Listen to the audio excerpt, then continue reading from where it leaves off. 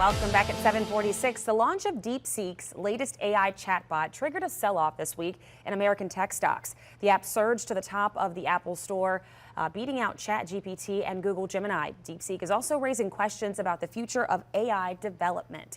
With us this morning is Burns Financial Advisor Gerrod Galliano to talk about why this is causing so much question, concern, action after this all happened. Gerrod, good morning. Thanks for being with us. Hey, thanks for having me. So let's rewind. I kind of mentioned what happened last week with this DeepSeek situation, but break it down for us a little bit more if you can. Yeah, basically what is DeepSeek? It's an AI chatbot, kind of like ChatGPT. And when you dig a little deeper into it, it's kind of slightly weaker version. It's not as powerful in terms of its processing capabilities.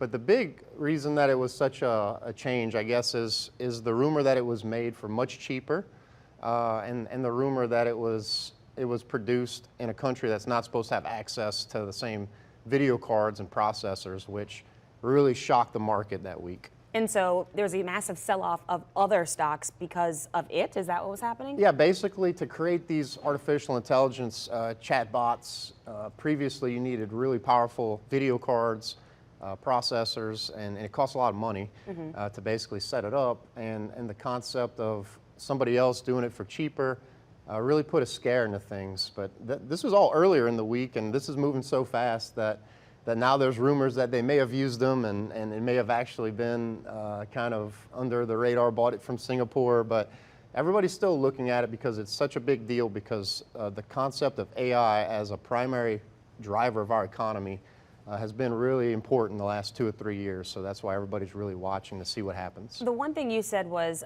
right now it's kind of a confusing territory everyone's in. People are a little nervous, maybe even scared about what's happening here. And you said in a couple days or weeks, maybe even hours, the way things are moving around so quickly now, it won't be an issue anymore. But you did say it is. You said it was a gut check. What happened this week was a good gut check. Explain why you feel like that. Sure, it's always a reminder when you look at your portfolio, you look at your exposure. These tech stocks are really awesome when you're seeing them just go straight up for 2-3 years at a time. But it's always a good reminder that you need to be diligent in your exposure to the different sectors of the market. And you look at the history; it's almost consistent year to year that things change. The insurance industry, the healthcare industry, the energy sector, you can't predict what's going to be, the flavor of that year or that, 5-year run. And while tech's always exciting, you need to really make sure you don't have more exposure than you need, especially if you're heading closer to retirement, thinking about taking some income. You don't want to be recovering from a 20% loss.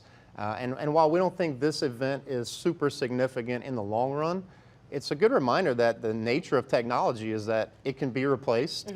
And once it is, that's kind of it for that technology. And if any other sector, the tech sector, things are changing faster than any other sector. So kind of keep that in mind too, right? Yeah, always. And look, that's what makes tech exciting. And look, it's a real potential big-time money maker still. The things that AI could do for small business when it's eventually incorporated into the everyday. We don't think the demand's really going away.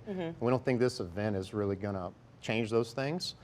But it's still scary to think that, wait a minute, maybe this trajectory that we anticipated isn't exactly what we thought.